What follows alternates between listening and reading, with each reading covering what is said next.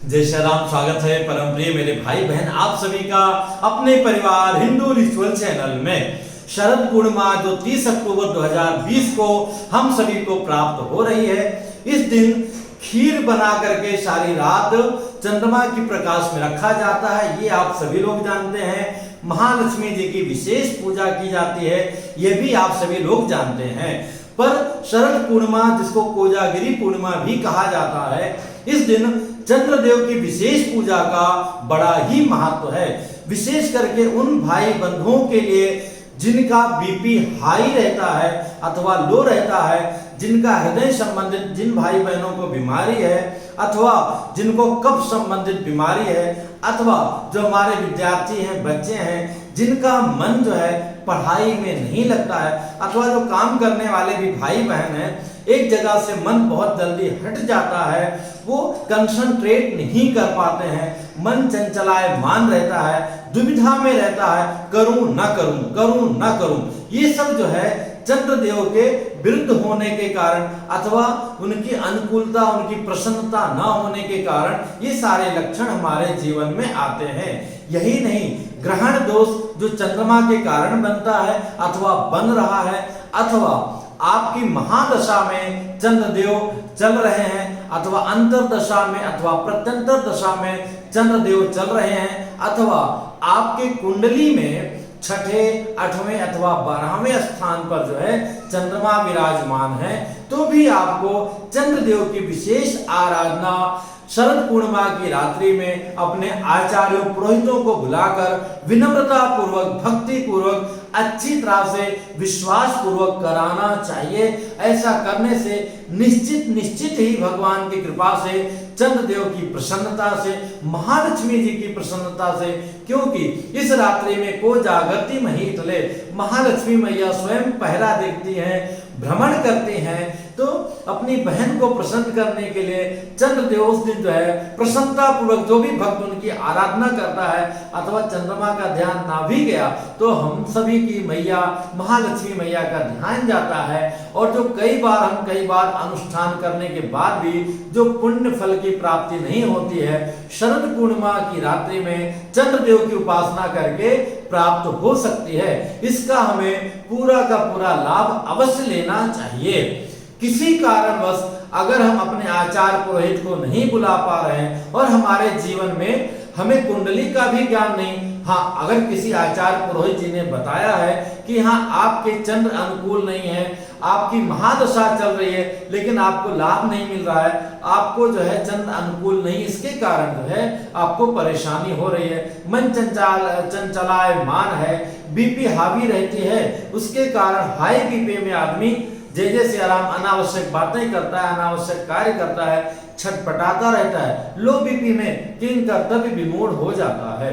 दोनों स्थिति अच्छी बात नहीं है, एक बैलेंस होना चाहिए। इसके लिए चंद्रदेव की उपासना बहुत ही आवश्यक है। जैसा कि पहले मैंने बताया, हृदय संबंधित कफ, अस्थमा, श्वास, इन सारे संबंधित विकारों को भी हरने की क्षमता चंद्रदेव में है, तो हमें इनकी पूजा करनी चाहिए। पूजा करने के लिए अगर हम स्वयं करते हैं, दिन भर हमें व्रत रखना चाहिए। संध्या वेला में सर्वप्रथम अपने घर के भगवान की पूजा करके, इसमें भी विशेष रूप से महालक्ष्मी मैया की पूजा करके, उसी के बगल में अगर चंद्रमा का यंत्र है, पहले से पूजित है, अथवा शिव जी की मूर्ति है, उनके ऊपर चंद्रमा बने हुए, फोटो नहीं, उनकी शिवलिंग है, शिवलिंग का आप उपासना करेंगे तो चंद्रदेव की उपासना अपने आप हो जाएगी।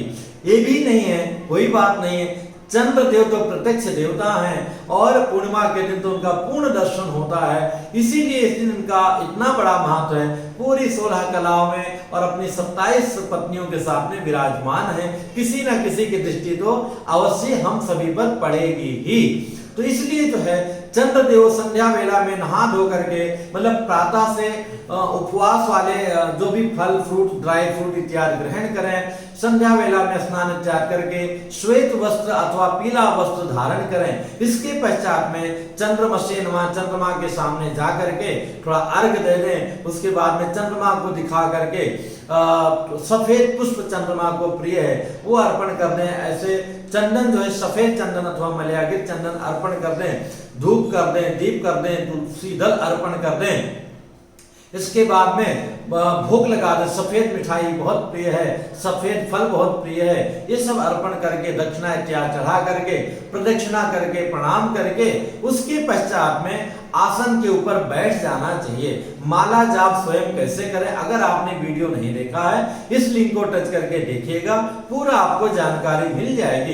एक बेसिक जानकारी आपको दे रहा हूं। अगर स्वयं जाप करना है तो धोती पहनकर बैठिएगा, अगर धोती पहनना नहीं आता है हाफ धोती भी पहनकर बैठ सकते हैं। धोती स्वयं कैसे पहने इस लिंक को टच करके आप जान सकते हैं, तभी पूर्ण फल की प्राप्ति होती है। चलिए, किसी कारण से धोती नहीं अथवा नहीं पहन सकते हैं तो बहाना मत कीजिएगा, तो भी आप कर सकते हैं। जो भी व्यवस्था है उसमें बैठ जाइए। बैठने के बाद 3 बार आचमन करते हैं, पूरब मुख अथवा पश्चिम मुख बैठ जाइए, अपने घर के भगवान के सामने बैठ जाइए। इसके बाद में 3 बार आचमन करके मतलब 3 बार जल पीना है। प्रथम बार ओम केशवाय नमः, दूसरी बार ओम नारायणाय नमः, तीसरी बार माधवाय नमः, हाथ धो के छोड़ देना है। एक दीप प्रज्वलित करके रख दीजिएगा। इसके पश्चात में संकल्प लेना है, तो हाथ में जल ले लिया, चावल ले लिया, एक सुपारी है तो सुपारी ले लिया, नहीं पैसा ले लिया, और जो मैं बोलता हूँ इसको सुन लीजिएगा। सुनने के बाद अपने घर के भगवान के आगे अर्पण कर दीजिएगा। अगर घर में मंदिर नहीं है, भगवान को नहीं बैठाए हैं तो भी कर सकते हैं, जो दीप जला के रखेंगे उसी के सामने अर्पण कर दीजिएगा।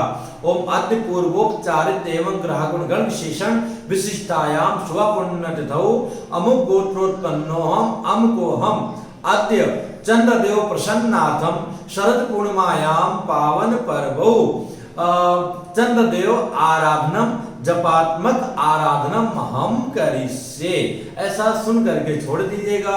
इसके बाद में माला लेकर के ओम सोम सोमाय नमः, जो हमारी बहनें अगर कर रहे हैं तो ओम का उच्चारण नहीं लगाएंगी, और जो पुरुष बंधु हैं वो ओम का उच्चारण लगाएंगे।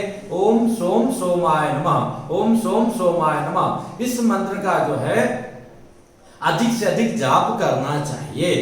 उचित तो ये होगा अगर आप बहुत पीड़ित हैं कब्ज से, हृदय रोग से, अथवा बच्चे आपके परेशान हैं, पढ़ने में मन नहीं लगता है, आपको स्वयं अनुभव हो रहा है कि मन हमारा चंचलायमान है, तो इसमें 11,000 मंत्रों का जप और एक दशांश मतलब 12,000 मंत्रों का जप, 12,000 मतलब 120 माला जाप करना उत्तम होगा। इसके लिए आप माला लेकर के, ऐसा नहीं कि माला खींचना है, एक बार आपने बोला ओम सोम सोमाय नमः, एक दाना ओम सोम सोमाय नमः, ओम सोम सोमाय नमः, ऐसा करके एक माला पूरा हुआ। ऐसे 120 माला होना चाहिए। चलिए, अगर उतना नहीं कर सकते हैं तो 12 माला कम से कम कर लीजिएगा। बाकी आप जाने जैसी रिक्वायरमेंट हो, और अच्छी बात तो ये रहेगी आचार्य पुरोहित को बुला करके ही ऐसा संपन्न कराइए अगर जीवन में संकट है तो। चंद्रदेव को प्रसन्न करने के लिए चंद्रमा से हमें बहुत सारी चीजें मिलती हैं, आप ऐसे भी कर सकते हैं। इसके पश्चात में अगर आप सामर्थ्यवान हैं तो हवन करवाना चाहिए, अथवा स्वयं हवन कर सकते हैं। स्वयं हवन कैसे करें इस लिंक को टच करके आप जान सकते हैं। जहां नवरात्रि में हमने बताया है कि अब नवाण मंत्र से हवन करना है अथवा प्रधान हवन करना है, वहीं पर आप ओम सोम सोमाय नमः से हवन करेंगे, बाकी विधियां वही चलेगी। इसके पश्चात में दान करना चाहिए। जो सफेद वस्त्र है, सफेद फल है, सफेद फूल है, घृत है, तो इन सारी चीजों का हमें, और दही है, दान चांदी के पात्र हैं अथवा चांदी का सिक्का है, जितना अपना सामर्थ्य इस प्रकार से दान करके आप संपूर्ण कर सकते हैं। नहीं तो 11 माला जाप करके और एक दशांश के सहित 12 माला जाप करके भी आप प्रणाम कर सकते हैं। इस प्रकार से बहुत बड़ा लाभ आपको थोड़े समय में ही प्राप्त हो सकता है। अगर आपको लगता है ये जानकारी उपयोगी है, सभी के लिए, सभी बंधुओं के लिए कल्याणकारी है, तो आपस में शेयर कीजिए, परिवार को जरा आगे बढ़ाइए। फिर मिलूंगा एक नई जानकारी के साथ में। जय श्री राम।